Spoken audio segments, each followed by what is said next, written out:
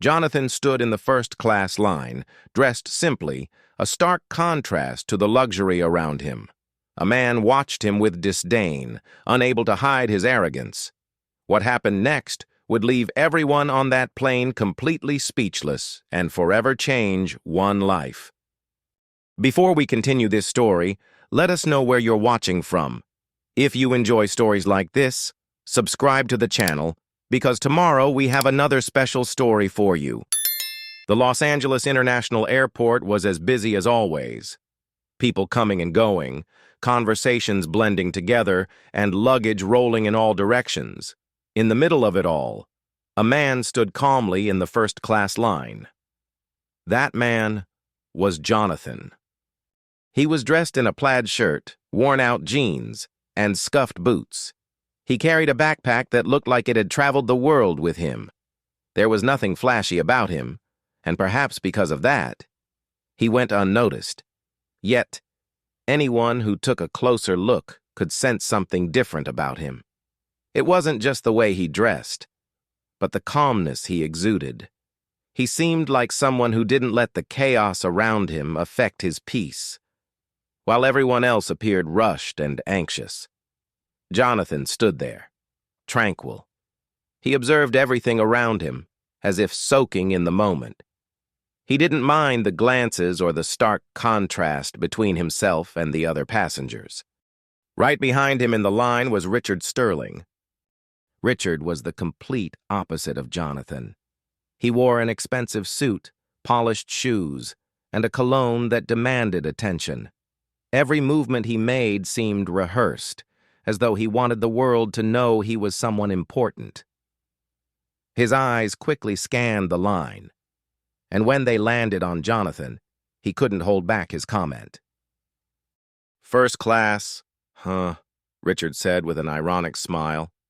"You never know who might show up here these days." Jonathan turned his head and looked at him, keeping his expression calm.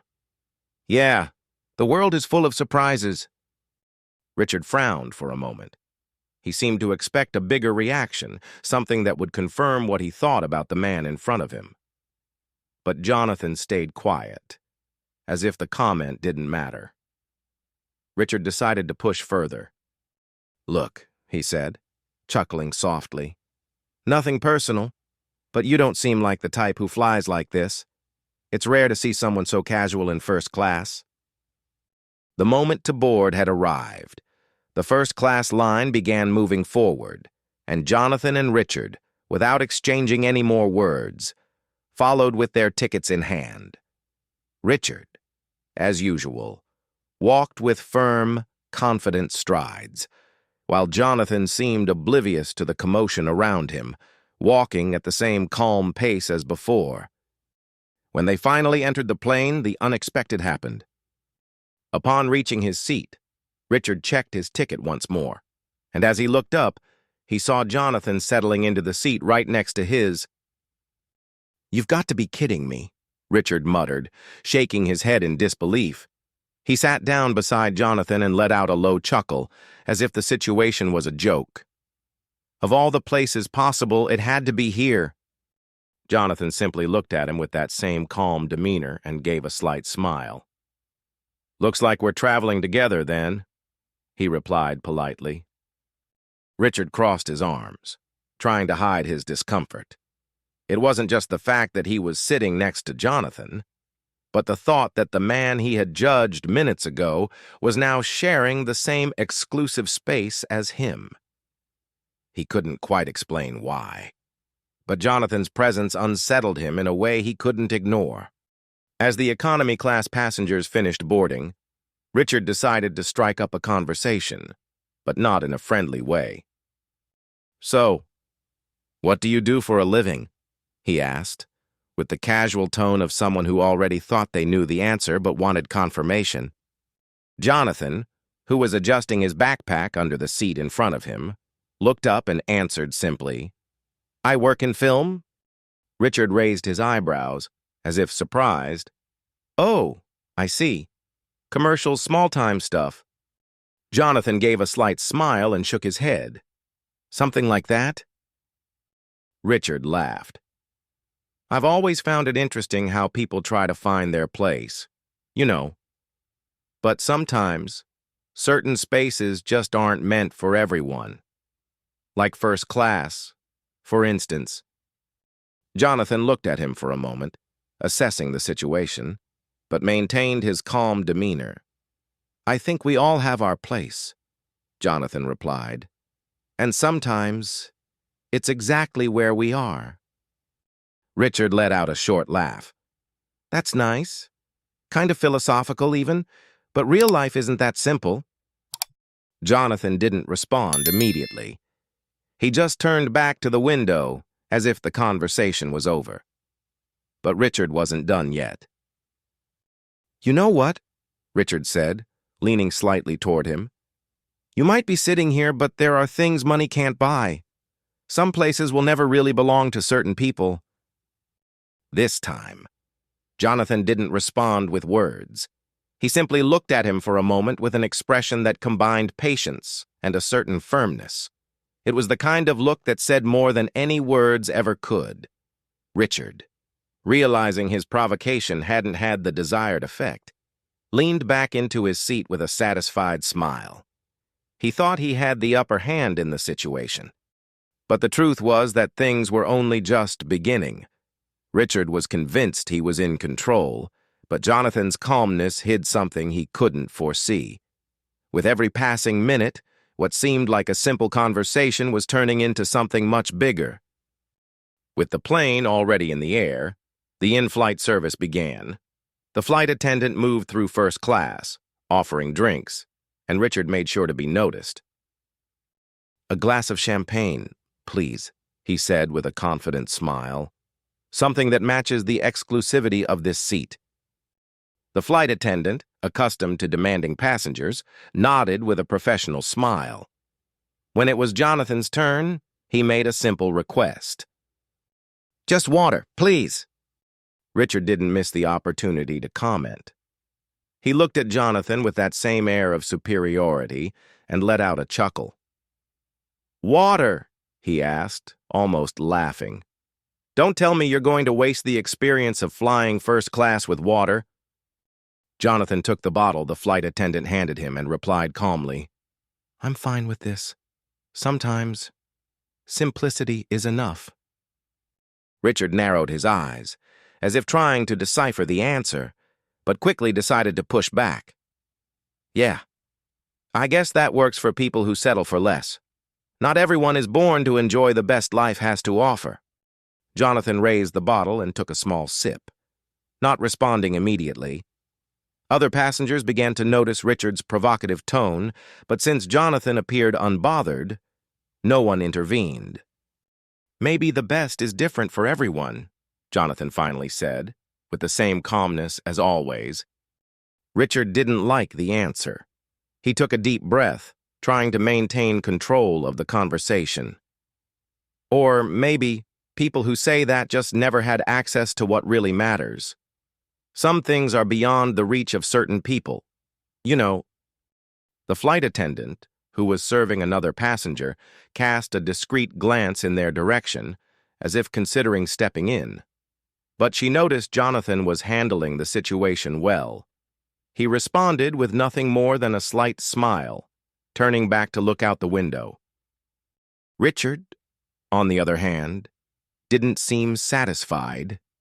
He wanted to provoke more, but was beginning to realize that Jonathan was a difficult opponent to rattle. Richard was convinced he was winning the dispute, but for the passengers around them, his arrogance was becoming increasingly uncomfortable. While Jonathan remained calm, Richard was about to face a reality that would completely change his views on people. The flight attendant returned to the section of the cabin where Jonathan and Richard were seated.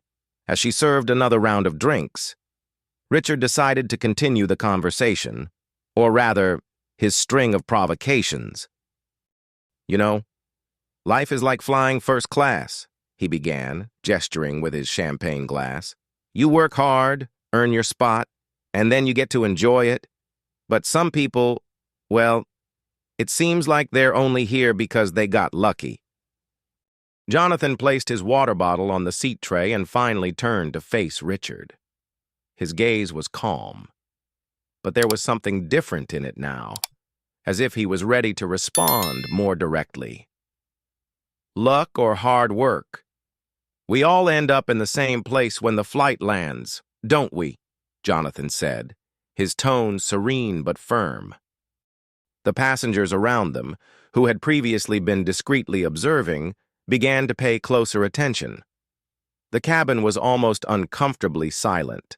A few exchanged glances, noticing the subtle clash between the two men. Richard smiled, clearly trying to hide that the response had hit him in some way. Well, I wouldn't say that. Some of us are simply on a higher level. Not everyone understands the value of being here. Jonathan leaned forward slightly, crossing his arms. I think the value of being here, he gestured around the seat, isn't about what you have, but how you treat others. The phrase hung in the air like an undeniable truth. Some passengers nodded slightly, while others exchanged approving glances. Richard, on the other hand, seemed uncomfortable. He tried to laugh it off, but his nervousness was starting to show. That's a good one.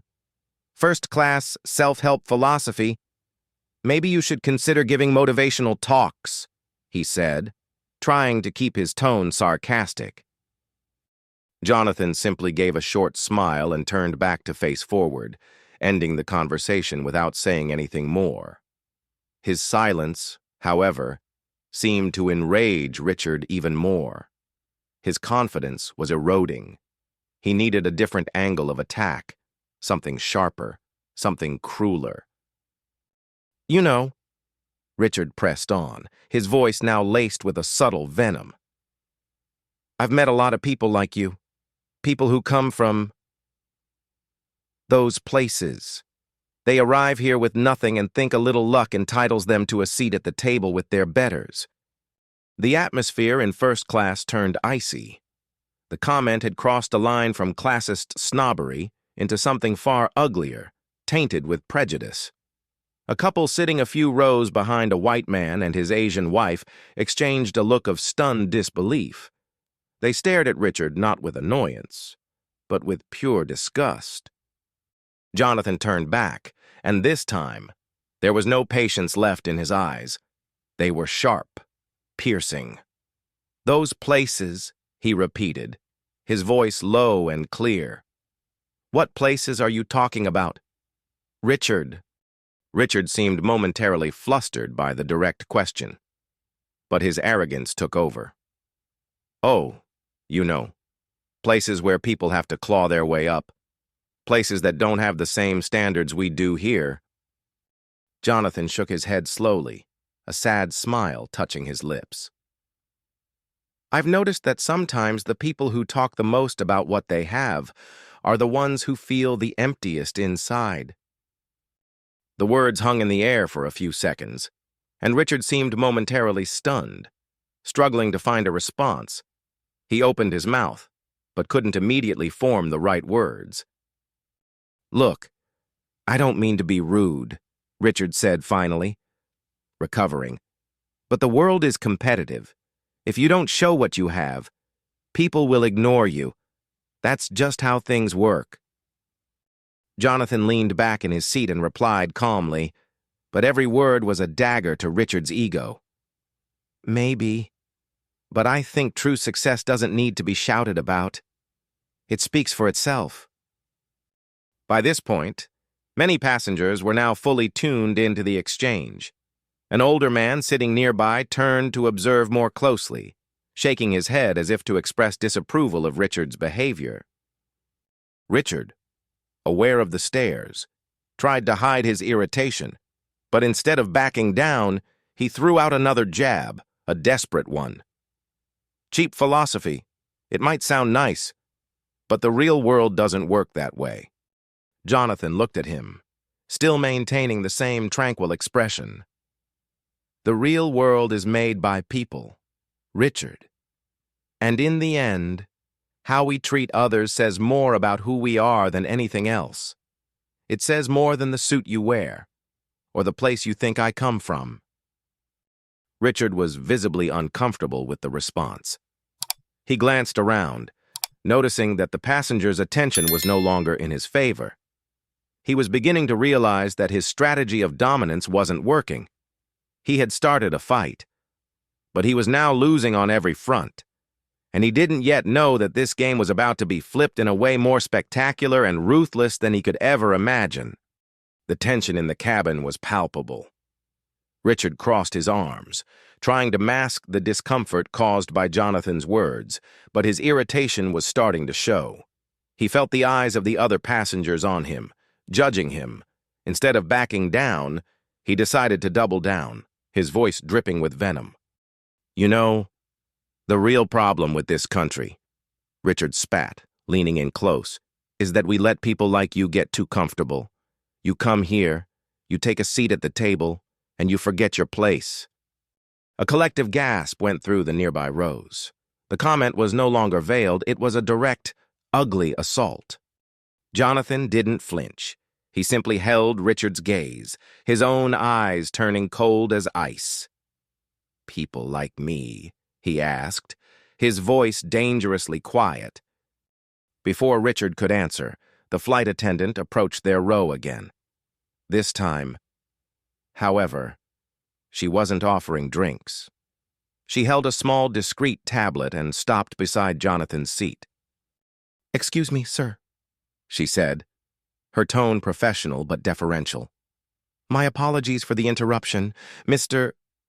Jonathan Roumie." Richard's head snapped up. The name. Roumie. It sounded vaguely familiar, a name he'd seen in business articles, but he couldn't place it. A knot of dread began to form in his stomach. Jonathan nodded to the flight attendant. "Yes?" "I have an urgent message from your office," she continued, reading from the tablet. "They've asked me to confirm the cancellation of your 10 a.m. meeting tomorrow morning with a Mr. Richard Sterling of Sterling Enterprises." The world stopped. The low hum of the engine seemed to fade into nothing. Richard felt the blood drain from his face. The champagne glass, forgotten in his hand, slipped from his grasp and shattered on the floor, the sound unnaturally loud in the sudden, deafening silence. "What? What did you say?" Richard whispered, his voice trembling. Jonathan slowly turned to face him. The calm demeanor was gone, replaced by the quiet authority of a king addressing a fool. "Sterling Enterprises," Jonathan said, his voice low but carrying through the cabin. "A company on the brink of collapse, a company that has been desperately seeking a 9-figure merger to save itself from bankruptcy." He paused, letting the words sink in. "A deal with a company called Ethelred Capital." Richard stared, his mouth agape, his mind frantically connecting the dots. Jonathan Roumie, founder and CEO of Ethelred Capital, the notoriously private, almost mythical investor he had been trying to meet for 6 months, the man who held the fate of his entire company, his entire life's work, in his hands. I didn't know," Richard stammered, scrambling for words. "I had no idea it was you. Please. It was a misunderstanding. A stupid joke." "It was no misunderstanding, Richard," Jonathan stated, his voice devoid of emotion. "For the last hour, I've given you every opportunity to show a shred of decency. Instead, you showed me your true character. You judged a man not by his heart, but by his clothes and the color of his skin." He leaned in, his voice dropping to a harsh whisper that was for Richard alone. "Ethelred Capital was founded on the principle of building a better world. We don't partner with men who try to tear it down. The meeting is canceled. The deal is dead. Your company is finished." Richard slumped back in his seat, completely broken. The arrogance, the confidence, the sneering superiority had all evaporated, leaving behind a hollow, terrified shell of a man. He started to plead, to beg, but Jonathan had already turned away, looking out the window as if Richard Sterling no longer existed. As the plane began its final descent, the older man who had been watching from across the aisle stood up to stretch. He caught Richard's eye and gave a slow, deliberate shake of his head. "Mr. Sterling," the man said, his voice calm but firm. "My name is Arthur Vance. I'm on the board at Omnicorp. We hold a significant portion of your company's debt." He paused. "After witnessing this display, I'll be calling an emergency meeting first thing in the morning to reevaluate our position. I suggest you get your affairs in order." It was the final nail in the coffin. Richard didn't just lose a deal, he lost everything. His reputation was shattered in front of a captive audience of the very people he so desperately wanted to impress. When the plane landed, Jonathan stood up, grabbed his old backpack, and walked off the plane without a single backward glance. Richard remained frozen in his seat, a broken man in a $1,000 suit, surrounded by the wreckage of his own making. He had flown first class, but his life was about to hit rock bottom. Thank you for following this story. Where are you watching from? Let us know in the comments below. If you'd like more inspiring stories about justice and resilience, don't forget to subscribe to our channel.